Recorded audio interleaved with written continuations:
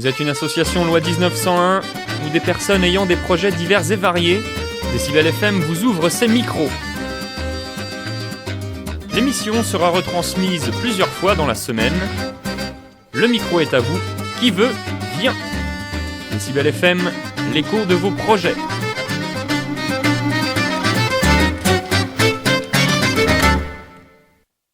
Eh bien, bonjour à tous et à toutes. Aujourd'hui, une rencontre un peu spéciale. Vous les avez déjà présentées et nous sommes dans cette deuxième rencontre avec les sœurs Gantner, Claudia et Andrea. Bonjour à vous. Bonjour. Bien le bonjour. On vous a déjà présenté précédemment dans une émission. Vous êtes nos deux compétitrices locales qui vont partir bientôt pour le 4L Trophy. Vous allez affronter le désert marocain dans une course qui est à la fois un côté un peu humanitaire, car vous allez amener des vêtements, des fournitures scolaires, etc. aux enfants du désert, mais on aura probablement l'occasion d'en reparler. Vous allez en même temps faire partie d'une course plutôt d'orientation plutôt que de vitesse dans ce désert marocain. Vous en avez déjà un peu parlé longuement de tout le côté préparatoire de votre aventure. Nous sommes là dans cette deuxième rencontre pour refaire un petit point et voir un peu avec vous où vous en êtes. Alors dites-nous tout. Comment ça se passe? Qu'avez-vous de nouveau? Qu'avez-vous mis en place? Où en êtes-vous de vos préparations, de ce marathon de préparation de cette future Odyssée? Eh bien, on en est loin. On en est loin, mais en même temps, le départ se rapproche. Donc, en fait, ça s'accélère? Ça s'accélère très vite, en fait. Et on arrive sur la fin d'année. Et la fin d'année rime avec envoi de tous les documents officiels. Donc en fait, ça veut dire qu'il faut qu'on ait terminé la plupart des procédures qu'on a mises en place. Donc il faut qu'on ait le contrôle technique de la voiture, les cartes grises, la carte grise, les passeports, et puis le chèque pour les frais d'inscription définitifs. Donc voilà, il reste ça à faire d'urgent pour décembre, mais ça avance. La dernière fois, vous nous aviez parlé que vous aviez déjà un certain nombre de sponsors, de gens qui vous aidaient. Vous aviez presque bouclé les fournitures à emmener. Est-ce qu'il y a eu du nouveau par rapport à la dernière fois? Alors oui, tout à fait. On a eu pas mal de fournitures scolaires en plus, notamment grâce à un partenariat avec Ikea à Toulouse, donc une assez grande marque qui a bien voulu nous sponsoriser, dont on est très heureuse. Donc Ikea nous a notamment donné des cartables, 5 cartables, des crayons, des feutres, des kits de peinture, des craies, mais aussi des fournitures sportives, ce qui va venir à nous manquer plus particulièrement maintenant en fait. Donc ils nous ont donné 2 sacs de sport, mais aussi des cordes à sauter pour les enfants, ce qui fait qu'on peut dire que notre budget, enfin pas notre budget, mais nos récoltes de dons de fournitures scolaires sont bouclées. Enfin, du moins, la charge utile de la voiture ne permettra pas d'en prendre plus avec nous. Et ce qui fait que maintenant, on va se limiter à de la récolte de dons sportifs, mais aussi des denrées alimentaires. D'accord, parce que vous avez aussi un côté denrées alimentaires avec un certain nombre de choses à amener. C'est dans le cahier des charges? Oui, voilà, tout à fait. Ça fait partie du cahier des charges. Donc, l'organisation du 4L Trophy, donc Desert Tour, a aussi un partenariat avec la Croix-Rouge française qui implique donc tous les participants à ramener au minimum 10 kilos de nourriture non périssable pour l'association. Non périssable, on ne parle donc pas de boîtes de conserve? Si, tout à fait. Ça, c'est non périssable. Oui. D'accord. Oui, voilà. Des boîtes de conserve, des pâtes, des aliments secs qui peuvent se conserver dans le temps. Et surtout que voilà, les denrées alimentaires ne sont pas destinées seulement au Maroc, mais aussi à la population française. La plupart des denrées alimentaires vont pour la Croix-Rouge française, mais aussi il y a une part qui est reversée au Maroc. Et concernant les frais d'inscription dont tu me parlais, oui. Là on est peut-être dans le dur, j'imagine, de la recherche qui est l'argent, en trébuchant, l'argent palpable. Vous avez pu arriver à un peu boucler votre budget pour pouvoir faire ce fameux chèque, qui est de combien d'ailleurs? Alors le chèque qu'on a à faire est de 2 870 €. Donc là, par chance...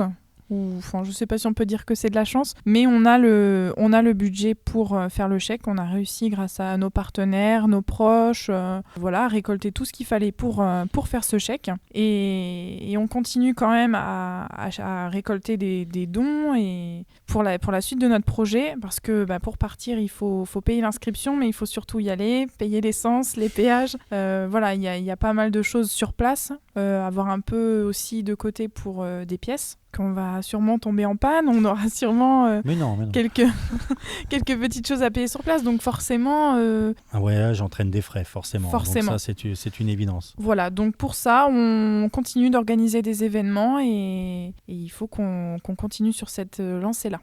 Et maintenant que vous êtes un peu, on l'a dit, à la fin de l'année, il y a une bascule un peu importante où on bascule du côté où on s'inscrit, où là on est vraiment dedans, où il faut que ce soit fait dans les temps. Est-ce que vous avez ressenti, peut-être pas autour de vous, de vos proches, parce qu'ils sont derrière vous et ça on le sait, mais quand vous en parlez à d'autres gens qu'à Décibel, où nous on était emballés dès le départ, mais auprès de ces partenaires, ces industriels, tout ça, une émulation, une envie de vous aider, de participer, une sorte d'élan par rapport à votre démarche et du 4L Trophy, d'une aventure portée par deux filles, deux sœurs en l'occurrence? Alors au niveau des partenaires, ça s'est pas forcément formulé par le biais des fêtes de Noël qui arrivent, etc.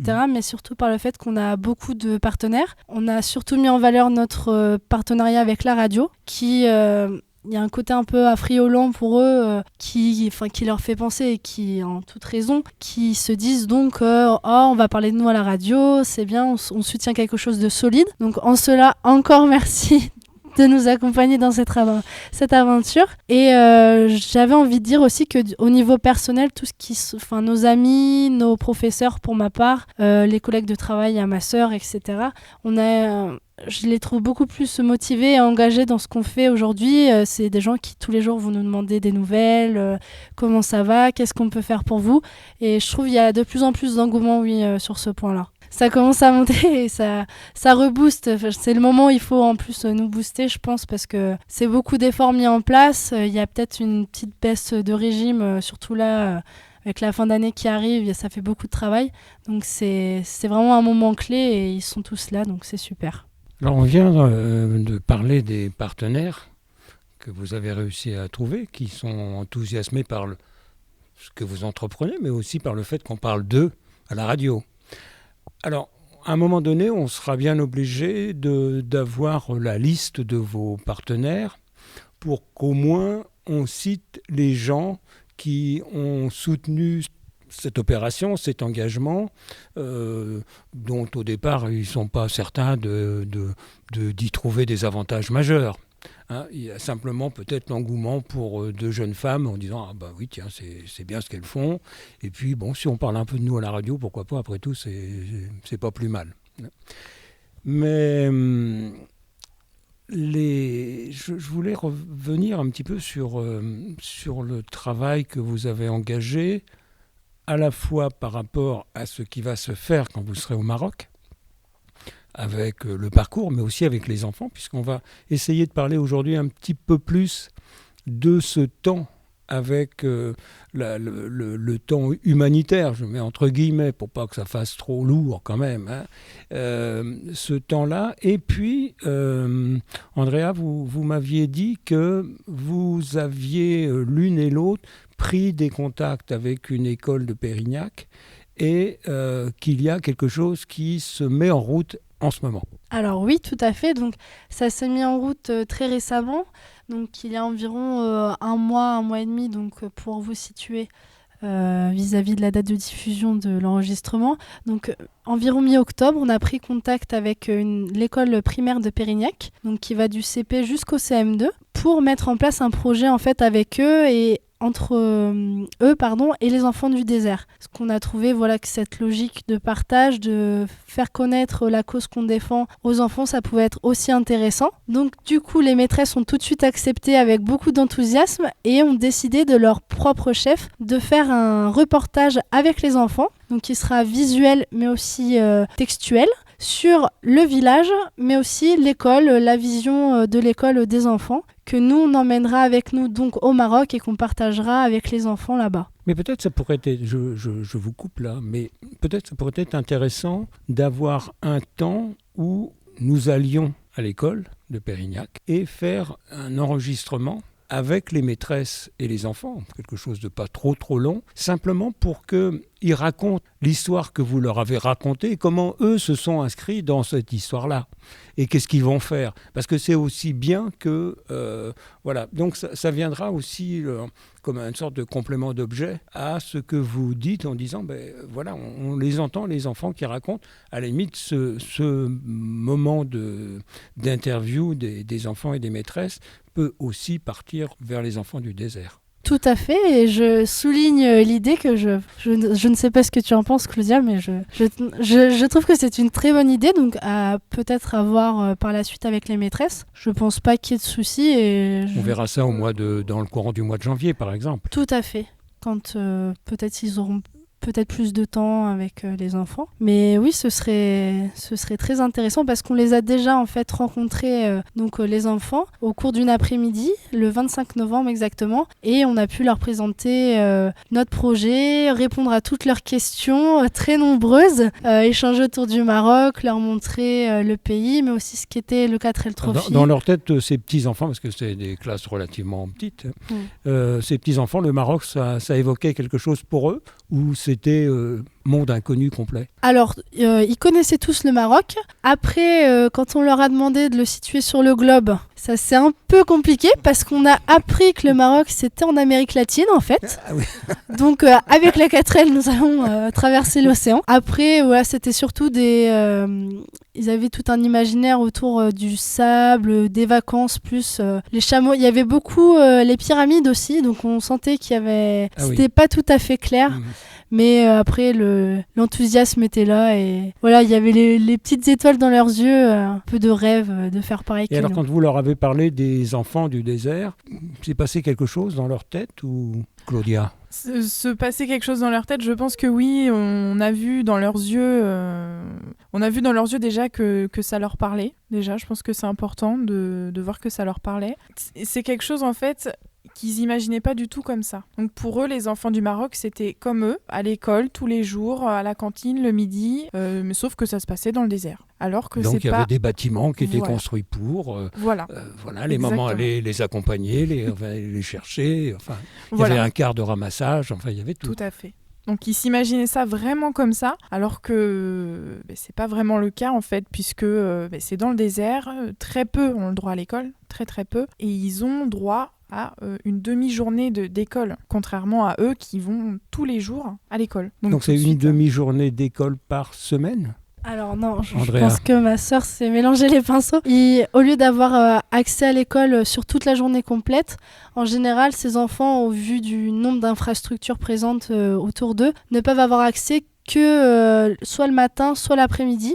Donc en fait, c'est des classes qui s'alternent. Il y a une partage du temps de la journée. Voilà, en fonction des classes. Parce qu'en fait, il y a une disponibilité insuffisante pour accueillir tout le monde en même temps. Voilà, tout à fait. Donc c'est pour ça qu'en plus de ramener des fournitures scolaires, toutes les associations participant au 4L Trophy et tous les gens qui sont sensibles à cette cause peuvent aussi donner de l'argent, des fonds à l'association Enfants du désert qui va s'en servir pour construire des écoles. À la fin de l'émission, d'ailleurs, on redira les numéros de téléphone de façon à ce que des gens puissent appeler. Sinon, il suffira d'appeler Décibel FM pour avoir directement les informations vous concernant et la manière dont les gens pourront prendre contact avec vous.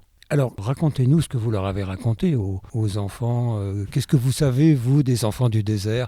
Vous avez imaginé ce qu'ils étaient ou vous avez déjà renseigné, Déjà, on y a été en préparant un petit peu notre après-midi, parce qu'on se doutait qu'on aurait beaucoup de questions. On n'a pas été déçus du tout. Par les enfants et les maîtresses ? Et les maîtresses vous ont aussi questionné ou elles ont laissé les enfants jouer librement comme ça ? Elles ont laissé plutôt les enfants nous questionner. Elles nous ont un peu aidés par moments à recadrer, à peut-être un peu mieux expliquer qu'on n'a pas forcément les mots, on n'a pas l'habitude de s'adresser à des enfants. Il y a une pédagogie un peu particulière pour enseigner à des enfants. Oui. Voilà, donc elles nous ont un peu aidés sur ce côté-là. Ils avaient beaucoup de questions. Ils s'imaginaient donc qu'il y avait des cars qui venaient les ramasser le matin pour aller à l'école, qu'ils allaient à la cantine, sauf qu'on leur a expliqué que non, les enfants allaient souvent à l'école à pied, qui marchaient souvent plusieurs heures pour certains. Donc c'est vraiment pas du tout la même conception des choses que qu'en France, par exemple. Donc, Je vais faire une petite parenthèse culturelle par rapport à ce que tu dis. Il y a un excellent documentaire qui, de mémoire, s'appelle Sur le chemin de l'école, je crois, qui raconte le quotidien de 5 enfants, et notamment, il y a des enfants africains, nord-africains, et justement, on voit très bien au quotidien le parcours de ces enfants qui, effectivement, marchent pendant des heures et des heures, simplement pour aller à l'école. Si les profs de Pérignac entendent, ça peut être l'occasion à la suite de cette rencontre-là, de pouvoir visualiser exactement de ce que vous leur avez parlé. Et aux auditeurs, à l'occasion, découvrez ce documentaire qui n'est pas très vieux et qui était rudement chouette. Je referme la petite parenthèse culturelle et cinématographique. Les enfants, qu'est-ce qu'ils vont, par rapport à ce que vous leur avez raconté, le fait que vous allez rencontrer ces enfants, qu'est-ce qu'ils vous disent? Voilà ce que vous allez leur donner, voilà ce qu'on va faire pour eux, voilà ce que. leur première question, une des premières questions qu'on a eues, c'était est-ce qu'ils jouent aux jeux vidéo? Donc on a été assez surprises, mais...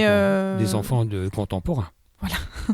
Donc on a été assez surprise de la question, puisque ça ne nous serait pas nécessairement venu à l'idée nous-mêmes, mais c'est vrai que les enfants n'ont pas la même vision que nous des choses. Donc on leur a expliqué que non, malheureusement pour la plupart non. Et donc ils avaient beaucoup de questions par rapport à tout ça. Est-ce que les enfants, à un moment, parlaient du côté voiture, de la 4L? Est-ce que pour eux, ils en avaient un peu ça les interrogeait, le fait que vous puissiez aller dans le désert dans la même voiture que leur grand-père, probablement?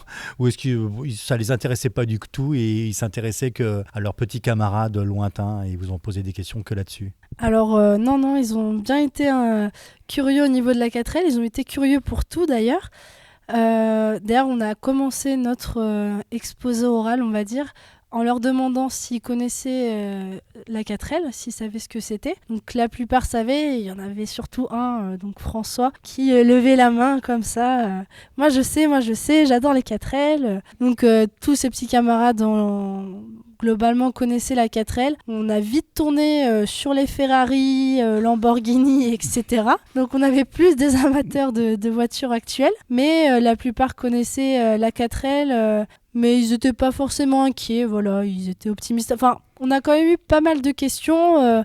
Si vous tombez en panne, et si la voiture explose dans le désert? Donc voilà, donc des petits assez inquiets pour nous, mais c'est réjouissant. Ça fait chaud au cœur.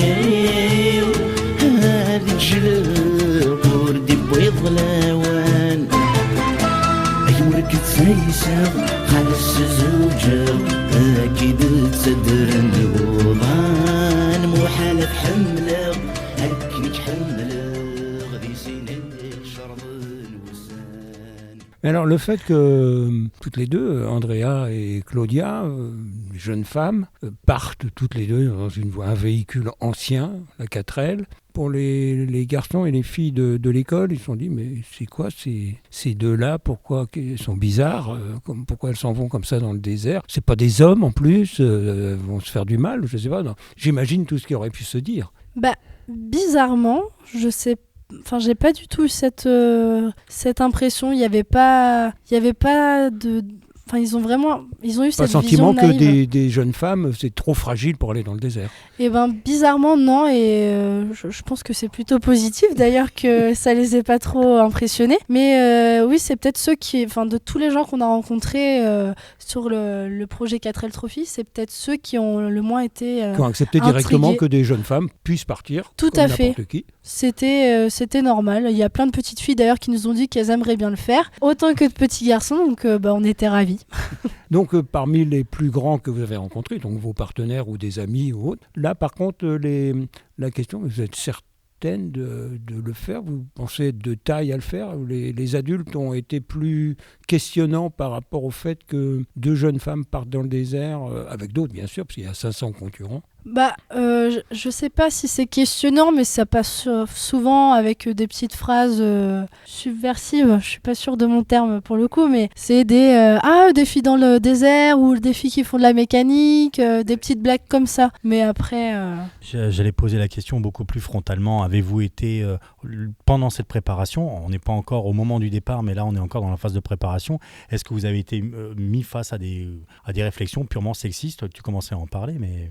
Autant poser les choses concrètement. Oui, concrètement. Alors après, je sais pas si c'est dans la volonté d'être sexiste vraiment. C'est plus malheureusement culturel qu'on a ces tics de clichés un peu de la fille fragile. La fille fragile. Mais après, on n'a pas eu de réaction virulente vraiment sexiste. Et heureusement, parce que de toute façon, on aurait su y répondre. Donc heureusement pour eux, j'ai envie de dire. Oui, puis il n'y avait pas de raison majeure non plus pour qu'il y ait de comportements un peu sexistes par rapport à vous. Il aurait pu y avoir des étonnements un peu énormes, mais sexiste, ça aurait paru un peu énorme par rapport à ce que vous êtes et ce que vous faites, quoi. Tout à fait, mais bon, mais on peut être étonné, voilà. Tout à fait, ça ne m'aurait pas surprise. Alors je reviens à ma question de départ qui était, d'il n'y a pas très longtemps, qui était qu'est-ce que vous allez emporter des enfants de Pérignac? Qu'est-ce que vous allez emmener dans le désert pour les enfants du désert? Alors, des enfants de Pérignac, en fait, on a profité de cet après-midi passé avec eux pour leur faire des dessins. Alors, ça paraît peut-être bête, mais des dessins, ça parle peut-être à des enfants. Donc, ils ont fait des dessins avec leurs prénoms et après, autour, ils y ont mis tout ce qu'ils ont eu envie de mettre. On leur a pas mis de barrière. On a vraiment voulu que ça vienne de leur cœur, finalement. Et ils nous ont même mis des petits mots, des petites attentions mignonnes sur les dessins. Et c'est quelque chose qu'on va emmener aux enfants du désert, qu'on va essayer de mettre sous forme de sticker sur la voiture, de faire réaliser un grand sticker avec tous les prénoms des enfants. C'est ce qu'on aimerait faire. Et de faire la même chose au Maroc, c'est-à-dire de leur demander des dessins pour les enfants de Pérignac et d'essayer de faire également un sticker, un autocollant sur la voiture avec leurs prénoms à eux, de manière à avoir une trace dans le temps de cette expérience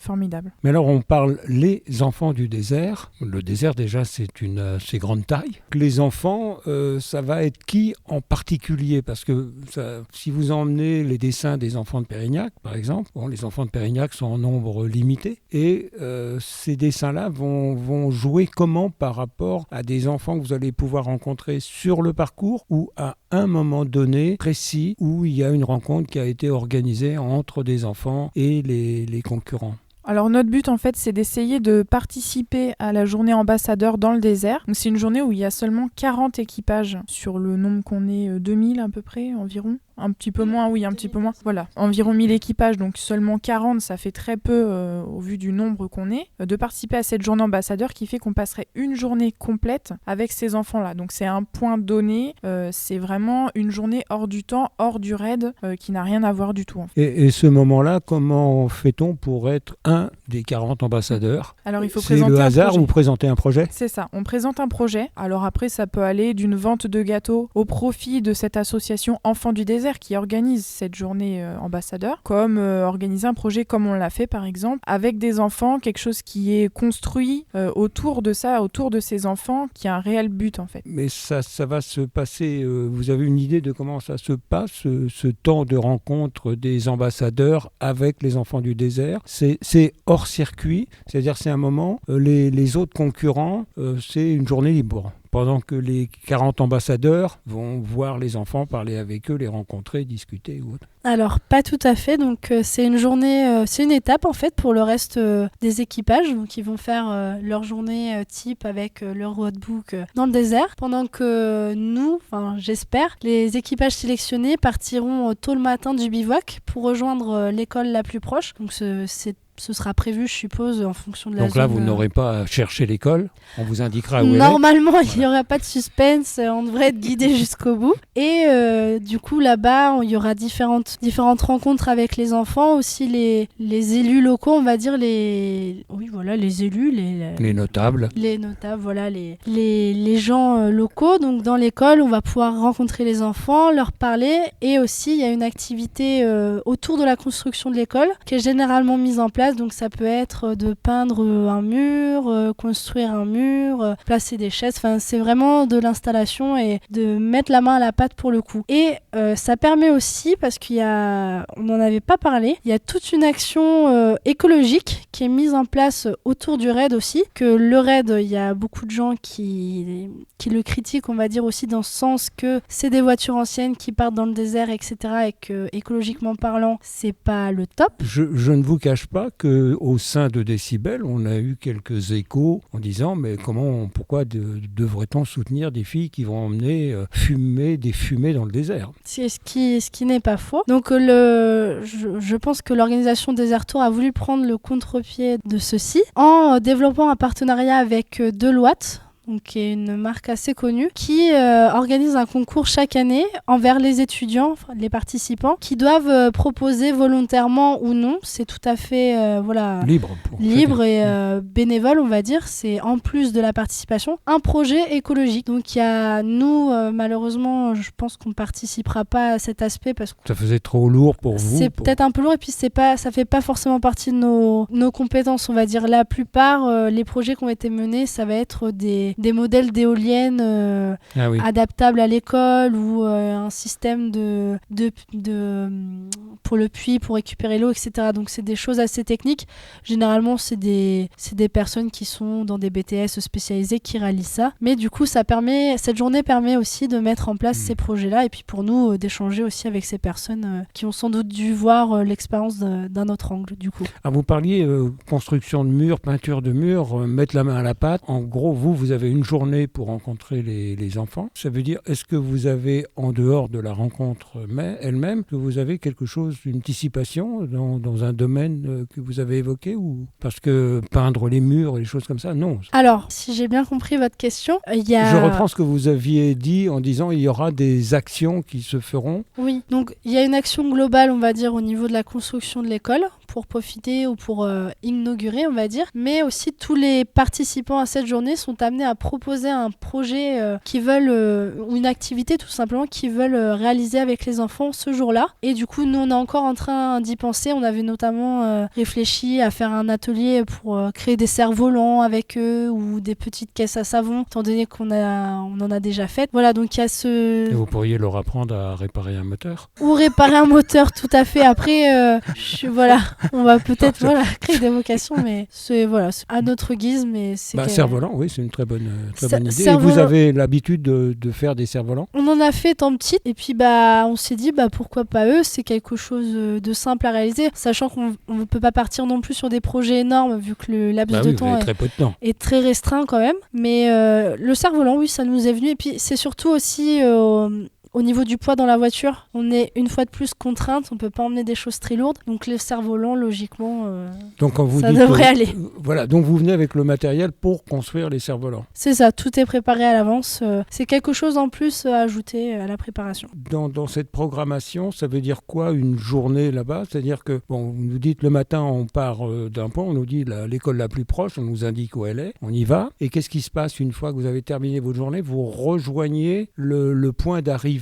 où les autres concurrents ont fait leur parcours. C'est ça, on rejoint le bivouac le soir comme... Où on vous indique aussi où il est le bivouac, vous n'allez pas le chercher. Oui, de toute façon, on est géré par l'organisation dans ces temps-là, donc il n'y a pas de souci. Normalement, on ne se perd pas. Tout à l'heure, vous aviez évoqué de rencontrer des gens, des notables, des élus, des gens comme ça. Est-ce que le 4L Trophy, tel qu'il est, parce que maintenant ça a 20 ans, est-ce qu'il y a aussi bien en France qu'au Maroc des élus qui sont mobilisés ou qui sont intéressés ou qui se manifestent par rapport à ça, ou au contraire ça reste quelque chose de très associatif, très estudiantin et dans lesquelles les élus ne savent pas en quoi.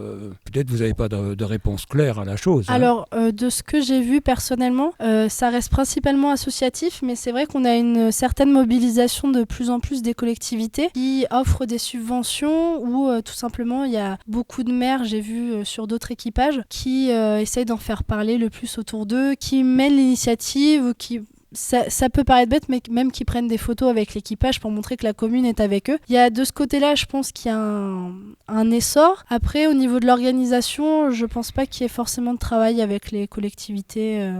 Et les grands médias relaient un peu, que ce soit les télés ou les grandes radios Ah oui. font du relais de l'événement. Tout à fait. Alors ça, c'est c'est notre principal argument pour la démarche de sponsor d'ailleurs. C'est qu'ils ont une très bonne couverture médiatique, aussi bien radio que télé, que presse. Il y a un vrai travail. Je pense que les frais d'inscription vont aussi là-dedans. Relations presse avec les médias pour faire parler de l'événement et donner du relief à nos arguments en fait. Et au niveau local, est-ce que la communauté de communes de Pérignac ou la mairie de Pérignac, enfin, il n'y a pas de communauté de communes de Pérignac, mais dont Pérignac dépend, est-ce qu'ils vous soutiennent? Est-ce qu'ils ont envie de s'afficher avec vous pour dire que des habitants du territoire se lancent dans cette aventure?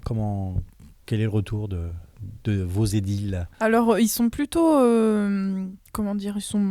ils sont très optimistes par rapport à ce projet. Ils nous soutiennent en fait un peu à leur façon. Par exemple, on a organisé un loto qui s'est déroulé donc le 16 décembre, qui s'est bien passé. Donc ils nous ont prêté la majeure partie des éléments. Par exemple, on n'a pas dans notre grenier un boulier de loto. On n'a pas non plus des cartons de loto pour réaliser un loto. Donc ils nous les ont prêtés. Donc il y a plein de choses comme ça. Ils nous soutiennent lors de nos événements. Ils passent nous voir, ils discutent. Non, c'est plus du bouche à oreille.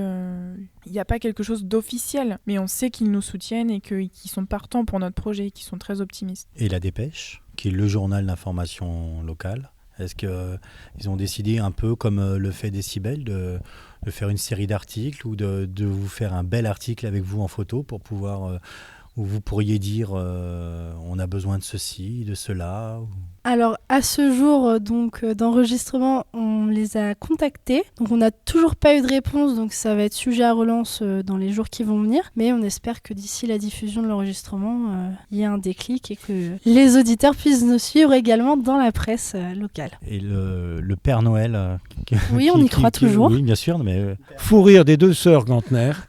Non, l'ambiance est très bonne. Oui, alors vous avez à peu près réussi à avoir tout ce que vous souhaitez, ou il vous faudra encore faire appel à des intérêts, générosités, choses comme ça? Parce que là, on est en janvier, mois de février, vous partez, donc il ne nous restera pas énormément de temps. Ça va comment? Ça va très bien. Ça va très bien. Non, je pense que pour le moment, on va pas dire qu'on ne prend pas si des gens veulent participer. Évidemment, il y a toujours besoin. Plus on amène, par exemple, les gens qui nous font des dons, donc financiers, plus on en emmènera, plus on pourra reverser à cette association Enfants du désert, qui permettra de créer davantage d'écoles, que sais-je. Donc forcément, on ne va pas dire non. Disons que la logistique du parcours et des moyens qui vous sont nécessaires sont acquis. Oui. Alors maintenant, si des gens veulent aider effectivement un peu plus par des dons en argent, ces dons-là iront à l'association. Il est peut-être bon de rappeler aux auditeurs ce qu'est cette association des Enfants du désert, son rôle, où elle est située. C'est une association française, franco-marocaine, enfin laquelle veut s'exprimer. Andrea. Donc l'association pour laquelle on fait... En quelques mots, on ne va pas faire une historique. Je vais faire ça brièvement. Yeah. Donc l'association pour laquelle nous récoltons notamment des fournitures scolaires, sportives, c'est l'association Enfants du désert, donc qui se bat pour donner l'accès à l'éducation aux enfants du désert marocain. Donc c'est une association française. Le siège, je ne saurais pas vous dire exactement où il est situé. Mais en France. En France, voilà. Je voulais être plus précise, mais je sens que vous avez le sens de l'humour. Mais du coup, voilà, association française et à vocation Et internationale. qui intervient peut-être ne le savez-vous pas, qui intervient depuis le début du 4L Trophy ou qui est apparu en cours de ces 20 années de ce 4L. Peut-être avez-vous pas d'infos là-dessus? Je suis pas certaine de ce que je dis, mais il me semble qu'ils sont arrivés en cours de développement de l'événement. C'est pas depuis la Mais première édition. est-ce que vous savez si sur place cette association française qui intervient a des relais locaux d'autres associations marocaines qui prennent le relais direct sur place, ou est-ce qu'elle intervient, elle, directement au Maroc par rapport à ses apports de toute nature en argent ou en matériel? Alors c'est une association qui intervient directement, C'est une- mais qui s'aide de la population locale. Il y a pas mal de personnes investies. De ce qu'on peut voir sur les contenus qu'ils publient, il y a beaucoup de personnes qui habitent directement là-bas, qui s'investissent dans leurs projets également. Donc il y a une collaboration importante entre cette assoce et les gens qui habitent le désert du Maroc. On a fait un petit tour sur cette partie importante parce que autrement, ça pourrait effectivement avoir un côté plaisir strictement personnel. Voilà, mais c'est pas un drame d'avoir du plaisir. Mais alors, la 4L, elle en est où? Elle est bien. La dernière fois, on l'a entendu, elle tournait bien rond. Elle tourne toujours bien rond. Elle a toutes ses pièces de rechange. Elle cligne de l'œil, elle est heureuse. Vous avez commencé à la conduire, vous avez travaillé vous nous aviez parlé de possibilité d'aller dans des endroits un peu sablonneux pour commencer à vous mettre en situation. Vous avez commencé vos classes de... Rire des deux sœurs. Donc oui, on a commencé à la conduire. Donc depuis la dernière fois qu'on s'est vu, c'était vraiment le départ de tout ça, puisqu'elle sortait du garage. Donc on a commencé à la conduire. Entre-temps, on a eu notre première panne. Et oui, c'est arrivé. Donc on est tombé en panne, on pensait de batterie, mais en fait c'était, si je ne dis pas de bêtises, le régulateur qui avait sauté, qu'on a donc remplacé. Depuis, ça va beaucoup mieux. Esthétiquement, la voiture à l'extérieur, donc elle est terminée, puisqu'elle est repeinte, etc. Il nous reste principalement à changer, je pense, la jauge d'essence qui ne fonctionne pas, donc un petit peu compliqué de savoir. Donc vous ne savez jamais où vous en êtes? Non. Non. C'est vrai, dans le désert, c'est mieux quand même de savoir. Oui, ça peut aider. Donc non, ça c'est vraiment le gros du travail. Après, c'est vraiment l'aménagement intérieur de l'habitacle. Donc on va se rajouter peut-être un poste radio quand même pour pendant 10 jours avoir un petit peu de son, d'avoir quelque chose avec l'extérieur, de pouvoir entendre d'autres choses. Et puis on va s'aménager. Donc la voiture à l'arrière, on va y mettre un caisson. Un caisson en fait qui nous servira à ranger correctement toutes nos affaires, de manière à ce que ça ne parte pas dans tous les sens tout le long de la route. Puis aménager, mettre des prises allume-cigare pour tous nos appareils. Voilà, c'est vraiment pour peaufiner l'intérieur et principalement nous apporter du confort, puisque le reste de la voiture a été refait, dont le joint de culasse la semaine dernière. Qui n'est pas négligeable non plus, le joint de culasse. Parce que c'est un petit problème dans le désert. Oui. Mais alors, une voiture 4L dans le sable, elle aime bien le sable, 4L. Elle supporte, elle grince pas des dents. Elle aime beaucoup ça. On a des plaques de protection sous la voiture en fait, pour parer un peu à tous les chocs qu'on pourrait avoir sur le dessous de la voiture et qui pourraient donc l'endommager. Mais c'est aussi pour éviter que trop de sable ne remonte dans la voiture, notamment lors des ensablements, chose qu'on va sûrement rencontrer. On n'est pas à l'abri d'une petite tuile dans ce goût-là. Donc non, elle aime pas spécialement, comme toutes les voitures, le sable, mais je dirais que si cette voiture est choisie pour les raids, c'est que forcément ça doit quand même convenir un minimum. Et vous êtes comment par rapport au sable qui va voltiger, à la poussière? Vous avez, je sais pas, un système de filtration de l'air extérieur qui arrive dans la voiture pour respirer l'air ambiant. Vous avez quel équipement? Vous avez un casque? Vous avez un équipement de pilote automobile? Important de savoir comment vous allez être. Oui. Comment on va être naturel? Oui. On va être naturel. Très bonne réponse, très bonne, oui. On va être naturel, on n'aura pas de casque, tout ça. On n'a pas prévu de mettre si je dis pas de bêtises, un snorkel, c'est-à-dire un filtre sur le long de la voiture qui remonte pour attraper l'air. On n'a pas prévu ce genre de choses du tout. On a prévu un compresseur tous les soirs pour nettoyer le sable dans la voiture qui se sera forcément infiltré, et le filtre à air qu'on nettoiera tous les soirs, du sable qui sera rentré dans la journée parmi notre périple. D'accord, donc vous allez être en prise directe quand même avec à la fois les températures et les poussières, les sables et autres choses. Tout à fait. comme la 4L, vous êtes soumis au même régime. Exactement, pas de jaloux. Pas de jalouse. Pas de jalouse, oui, c'est vrai, Oui, pardon. oui, vous n'êtes que une 4L et deux filles, donc il n'y a C'est que ça. du féminin. C'est ça. Mais écoutez, on a fait ce parcours-là, on est au mois de janvier, on en refera un autre en février, on sera pas loin du départ. Et donc là, ce sera le point ultime avant que nous nous quittions, mais que nous nous retrouvions tous les jours sur Décibel avec vos chroniques. Et puis d'ici là, Greg et moi, nous et Décibel, vous souhaite de pouvoir mener à bien tout ce que vous avez entrepris, qui reste à finir. Et puis bravo pour ce beau projet avec les enfants que vous avez mis en place avec ceux de Pérignac et puis les enfants du désert. Alors merci encore une fois à vous de votre soutien, de nous avoir accueillis dans ce charmant endroit aujourd'hui. Oui, personne ne sait où nous sommes, nous ne le dirons pas d'ailleurs, nous ne dirons pas où nous sommes, mais effectivement c'est très inhabituel. Très atypique mais charmant. Oui, là déjà la dernière fois nous étions dans un endroit atypique. Je pense qu'atypique correspond... Oui, c'est tout à fait classique. Un garage, c'est tout à fait... Oui, il était dans l'esprit. Voilà, nous restons dans l'esprit. Aujourd'hui, disons que c'est une manière de s'échapper de la Grèce ambiante et du cambouis, quoi. Exactement.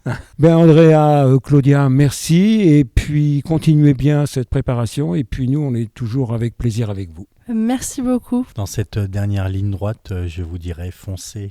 À très bientôt. Merci pour ce bon jeu de mots. Au revoir. À bientôt.